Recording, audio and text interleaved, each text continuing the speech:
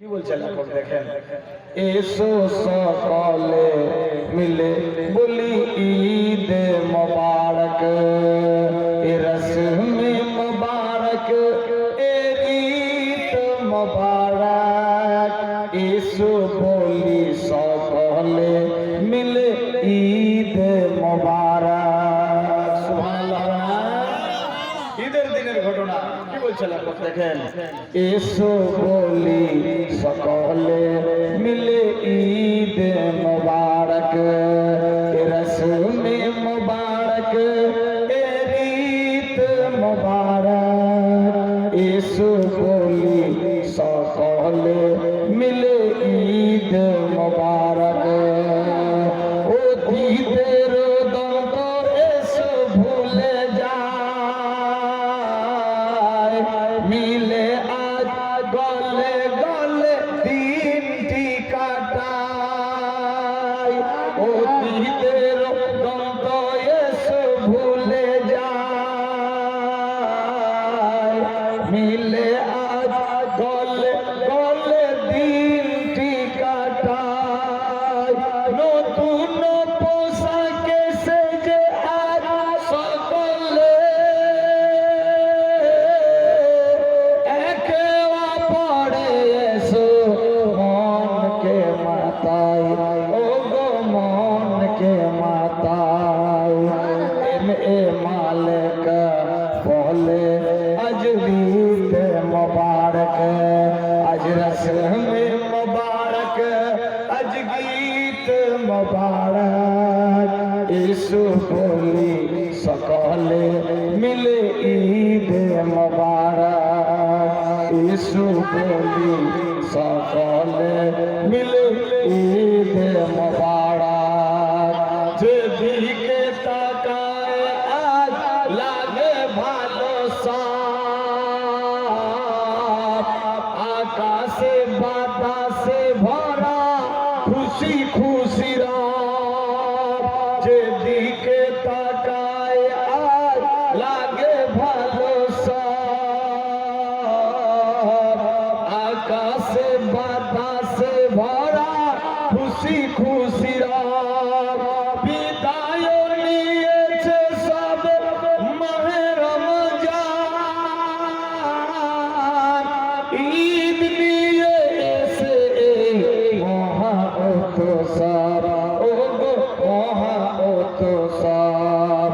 এলো খুশিতে ভরা এই ঈদ মোবারক, রসমে মোবারক, ঈদ মোবারক, এসো বলি সকলে মিলে ঈদ মোবারক। আজ যে দেওয়ার দিন, আজ যে নেওয়ার, দোষ আর দুশ্মন গলে গলে মিলিবার। ঈদের দিন গলে গলে মিলে না।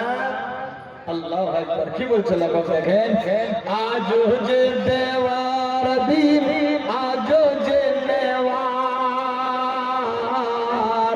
দোষ আর দুশ্মন গলে গলে মিলিবার। কাটিও না এই দিন অবহেলাতে, কে জানে জীবনে ঈদ আসবে কি আবার, ও গো আসবে কি আবার। পাওয়া জীবনে মধুর এই ঈদ মোবারক, এ রসমে মোবারক, এ গীত মোবারক, এসো বলি সকলে মিলে ঈদ মোবারক, এসো বলি সকলে মিলে ঈদ মোবারক। যে দোনা গো আজকে যত দুঃখী হয়, সুরমাই সভা করে রাখো দুই চোখ। যে দোনা গো আজকে যত দুঃখী হয়, সুরমাই সভা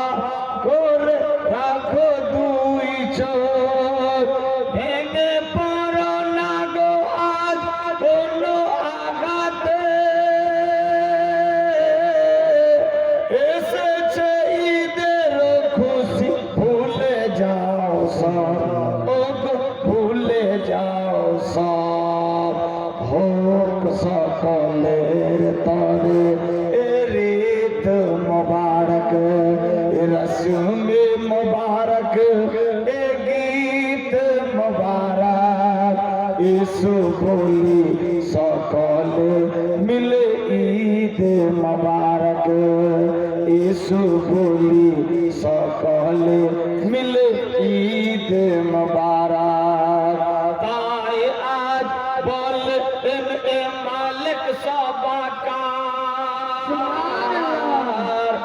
ঈদ হলো জান্নাতের এক প্রীতি উপহার তাই বলে আজ মালে এক সবাকার ঈদ হলো জান্নাতের এক প্রীতি উপহার বড়ই পবিত্র যেন এই ঈদের দিন এই দিন ভরা সার রহমতে আল্লাহর ও রহমতে আল্লাহর মিলনেতে গাথা এই ঈদ মুবারক রসম মুবারক গীত মুবারক ইসু বলি সকলে মিলে ঈদ মুবারক রসম মুবারক গীত মুবারক ইসু বলি সকলে মিলে ঈদ মুবারক ইসু বলি সকলে মিলে ঈদ মুবারক নারে তকবীর নারে রিসালাত নারে हैदरी नारे गौसिया ख्वाजा का दामन मसले के आला हजरात ये बनगुआ जबेदपुर इलाका वासी नारे तकबीर नारे रिसालात अल्लाहुम्मा सल्ली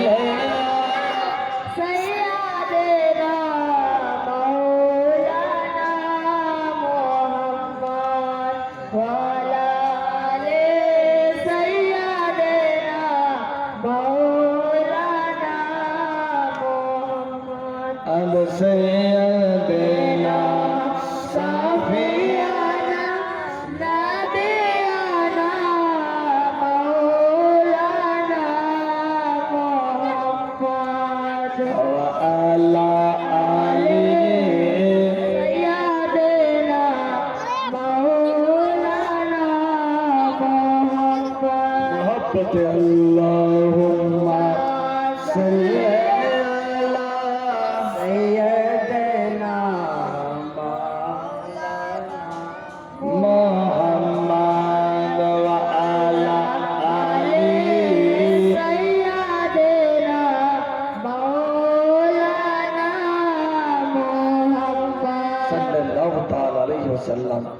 আল্লাহ পাক আমাদের সৃষ্টির সেরা মাখলুকাত 18,000 মাখলুকাতের মধ্যে সবচাইতে অতি উত্তম বানিয়ে দুনিয়ার বুকে পাঠালেন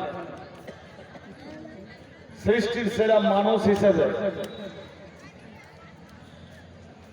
সমস্ত মাখলুকের চাইতে আফজল ও আলা দরজা দিয়ে আমাদেরকে পাঠালেন দুনিয়ার বুকে কেন পাঠালেন কুরআন মাজিদের মধ্যে লেখা বিসমিল্লাহির রহমানির রহিম ওয়ামা খালাকতুল জিন্না ওয়াল ইনসা ইল্লা লিয়াবুদুন আল্লাহ পাক রব্বুল ইজ্জত ঘোষণা দিচ্ছেন আমি দুইটা জাতকে সৃষ্টি করেছি এক নম্বরে জিন জাত তারপর ওয়াল ইনসা ইনসানকে আল্লাহকে প্রশ্ন করা হচ্ছে মাবুদ কেন সৃষ্টি করলেন আমার আল্লাহ পাক মধুর আনসার দিচ্ছে ইল্লা লিয়াবুদুন আমি শুধুমাত্র নিজের ইবাদতের জন্য সৃষ্টি করেছি কিন্তু আমরা দুনিয়ার বুকে এসে দিশেহারা পঙ্গু জেনেও জানি না বুঝেও বুঝি না ওয়াদা করেও পালন করতে পারছি না আমরা জানি সব পালন করতে পারছি না আমাদের মধ্যে এমন কে মুসলমান আছে যে আমরা জানি না ইসলামের 5টা খুঁটা 1 নম্বরে কলমা দ্বিতীয় নম্বরে নামাজ, তৃতীয়ত রোজা, চতুর্থত জাকাত, পঞ্চমে আর্থিক সমগ্র থাকলে একবার মক্কায় হজ। কে জানে না? জানে তো সবাই। বেরাদার জানি, সব পালন করতে পারছি না, কমজোর মুসলমান। আহারে, আজ আমাদের ঘর ভর্তি টাকা পয়সা, ধন সম্পদ ইত্যাদি থাকে, আমরা জাকাত ওসুরও খুব কম বের করি। হয়তো ওজনের চাইতে বেশি দিয়ে দেয়, কিন্তু মেপে ওজন বের খুব কমই লোক করে। সব কেটে কুটে এনে কুঠির মধ্যে ভর্তি করলো বা বাজারে বিক্রি করলো, 10-20 করে দিতে দিতে হয়তো যতটা হক ছিল তার চাইতে বেশি যাচ্ছে, কিন্তু মেপে যতটা হক ততটা বের করতে পারছি না। এটাই কমজোর।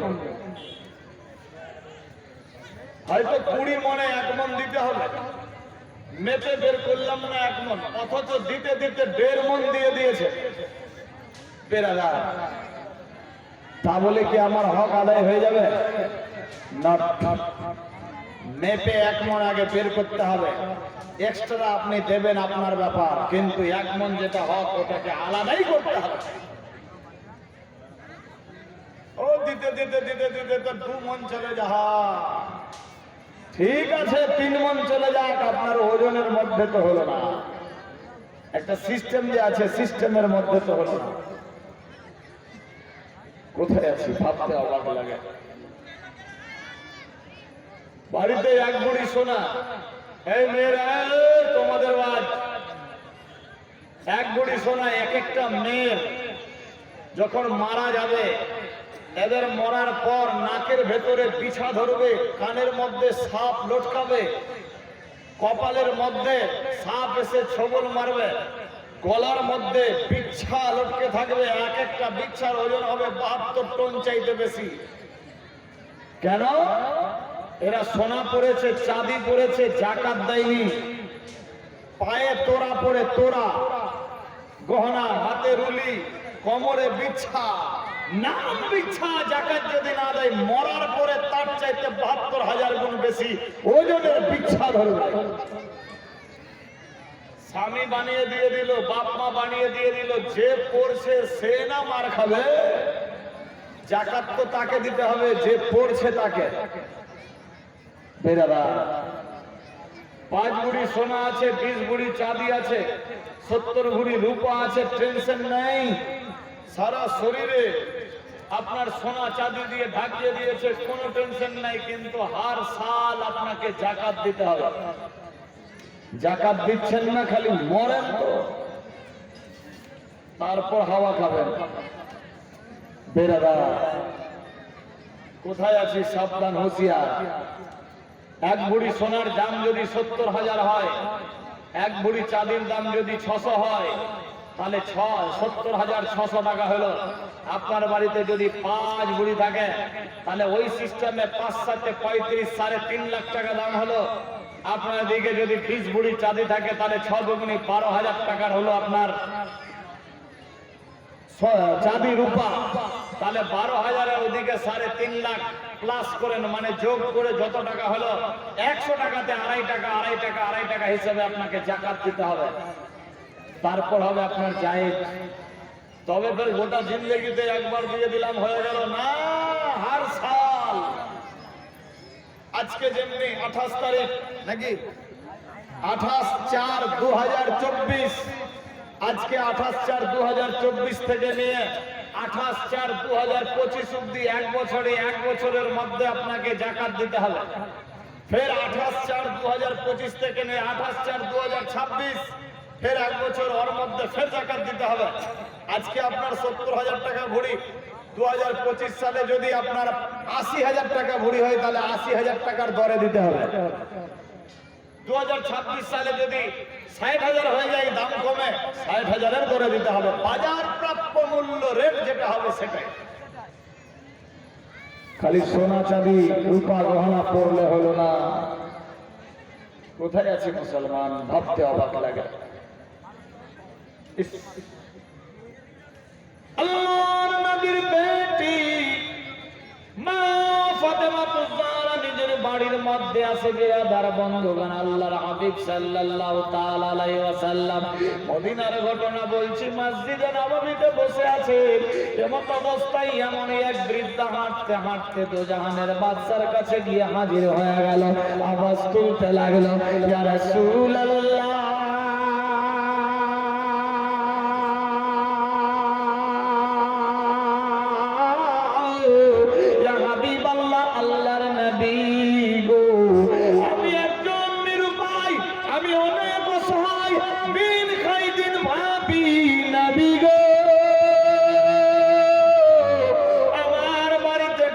পয়সা নাই, ধন সম্পত্তি নাই, কিছুই নাই।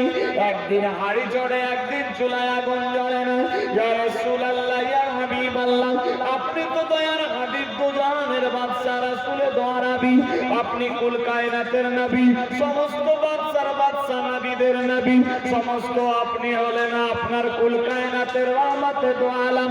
ইয়া রাসূলুল্লাহ, ইয়া হাবিবাল্লাহ, আমার আল্লাহ পাক আপনাকে রহমাতাল লিল আলামিন করে দুনিয়ার বুকে পাঠিয়েছে। আমি শুনেছি আপনার কাছে যে যা আশা নিয়ে এসেছে তার আশা পুরা হয়ে গেছে। নবী গো, আমিও একটা আশা নিয়ে এসেছি। আল্লাহর হাবিব সাল্লাল্লাহু তাআলা আলাইহি ওয়াসাল্লাম বলে, মা গো, এমন কোন আশা নিয়ে এসেছেন জানতে চাই। আল্লাহু আকবার। আল্লাহর হাবিব সাল্লাল্লাহু তাআলা আলাইহি ওয়াসাল্লামের কাছে ওই বুড়ি মা আওয়াজ তুললো, ইয়া রাসূলুল্লাহ, ইয়া হাবিবাল্লাহ, আমার একটা জওয়ান মেয়ে আছে, আমার মেয়ের বিবাহ দিতে পারছি না, আপনার কাছে এসেছি ইয়া রাসূলুল্লাহ, মাত্র 200 দিনার টাকা যদি হয় আমার বেটির বিবাহ হয়ে যাবে। এদের ফের চুলকানি বেমার উঠলো নাকি? উঠাও ঠিক না, তোমাদেরই ওয়াজ চলছে। যারা যে যাচ্ছেন গিয়ে ঘুমাবেন না, অতি শীঘ্র আসবেন। আজকে প্রথম দিন তো লেট ফেটো হয়ে গেছে নাকি? বেরাদার, বেশি ডিস্টার্ব দেব না। আজকে যদি রাত 4টা হয়ে যায় তো কালকে অবস্থা ডেঞ্জার হয়ে যাবে। খুব জোর তো 1 ঘন্টা থাকবেন, থাকবেন? হাত তুলে বলেন তো কারা কারা বাড়ি যাবেন?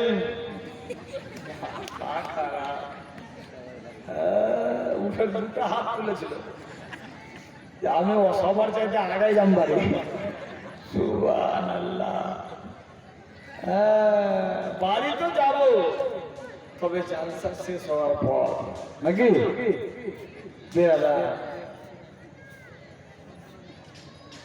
যে সমস্ত মেয়েরা ওখানে দাঁড়িয়ে থাকলো সামনে এসে বসে যাও। উঠক বৈঠক করবো না, মাত্র 1 ঘন্টা, 1 থেকে 1.5 ঘন্টাও ডিস্টার্ব দেবো না। 1 ঘন্টা আজকে, কালকে দেখবো কার ব্যাটারিতে কত চার্জ। ইনশাআল্লাহ থাকবেন তো? 1 ঘন্টা থাকবেন ইনশাআল্লাহ।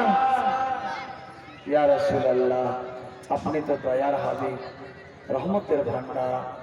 আমার একটা জওয়ান মেয়েটার বিবাহ দেব, ইয়া রাসূলুল্লাহ, টাকা পয়সা ধন সম্পত্তি নেই, মাত্র 200টা দিনার টাকার দরকার, এজন্য আপনার দরবারে এসেছি। মাত্র 200 টাকা যদি আপনি দেন, 200 দিনার যদি দেন, আমার মেয়ের বিবাহ হয়ে যাবে। আপনি তো রহমতে আলম, নূরে মুজাসসাম, আপনার কাছে যে যা আশা নিয়ে এসেছে কেউ খালি হাত ফেরত যায়নি। ইয়া রাসূলুল্লাহ, আমি অসহায় নিরুপায় ইহুদির মেয়ে, আমি এসেছি আপনার দরবারে, মাত্র 200 দিনার টাকা চাই। ও নবী সাল্লাল্লাহু তাআলা আলাইহি ওয়াসাল্লাম বলে, মা গো,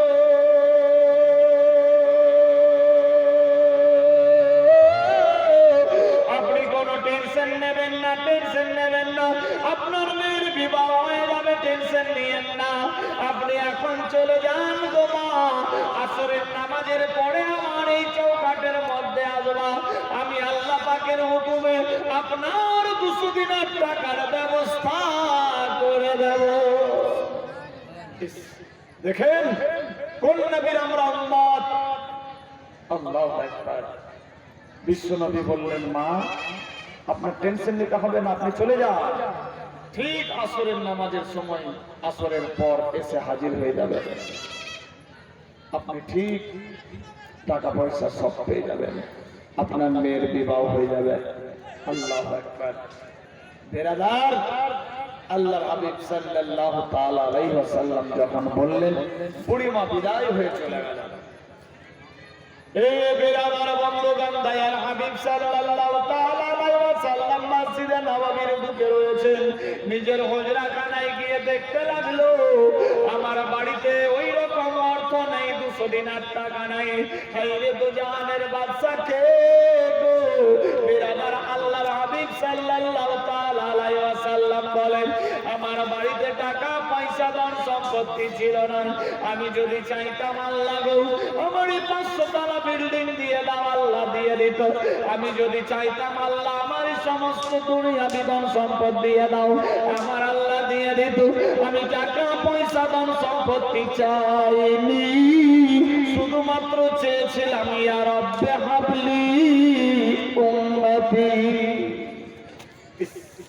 আল্লাহ, আমার টাকা পয়সা ধন সম্পত্তি কিছু লাগবে না, শুধুমাত্র ইয়া রব্বে হাবলি উম্মতি।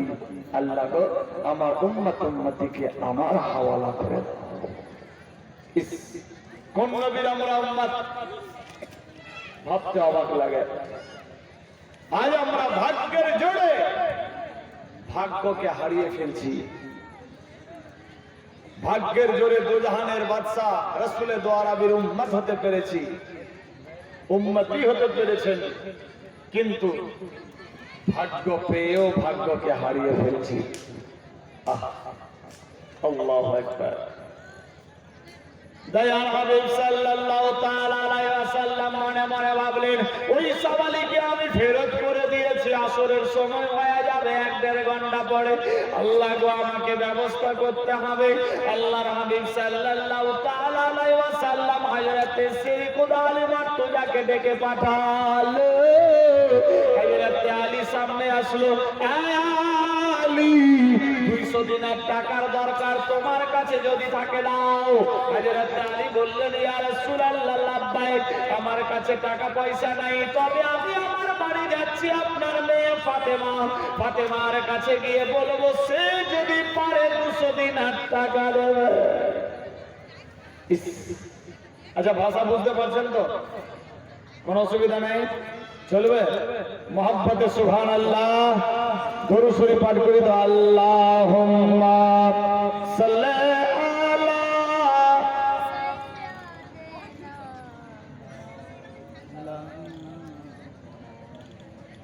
وعلى آل سيدنا مولانا محمد سيدنا شفيعنا نبينا مولانا محمد شمس الضحى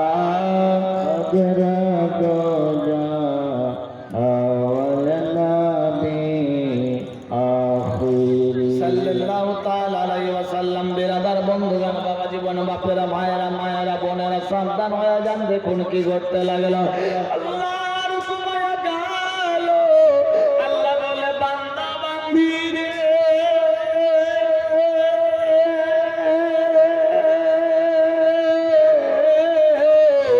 আমি ইজ্জত জিল্লতের মালিক, হায়াত মউতের মালিক। আমি আল্লাহ যারে জিন্দা রাখবো, মারতে কেউ পারবে না। আমি আল্লাহ যারে মেরে ফেলবো, কাউরি বাপ বাঁচাতে পারবে না। এ বিরাদার বন্ধুগণ, এইরকম ভাবে একের পর দ্বিতীয় সময় চলতে লাগলো। হযরতে আলী বাড়ি চলে গেল। ফাতেমা, তোমার আব্বার কাছে এইরকম একজন সওয়ালি এসেছিল, তার মেয়ের বিবাহ হবে, 200 দিনার টাকার দরকার। তোমার আব্বা আমাকে বলেছে, আসরের সময় যদি টাকা দিতে না পারি, হয়তো ওই ইহুদি